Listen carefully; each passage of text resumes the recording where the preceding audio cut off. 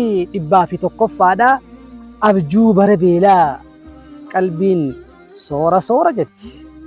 Makmaksi dhibbaa fi lammaffaadha. Abjuun du'aa jiruudha.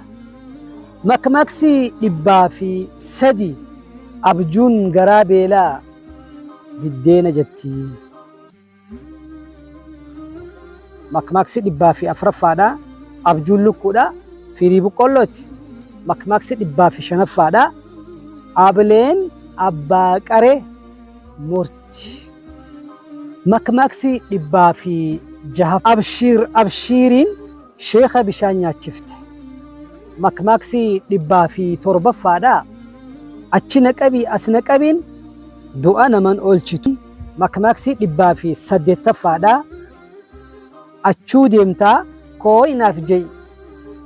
Makmaksi dhibbaa fi sagalaffaadha. Adaba dhaban ganda dhaban. Makmaksi dhibbaa fi kudhanii adabni garaaf waan godhu. Makmaksi dhibbaa fi kudha tokkoffaadha.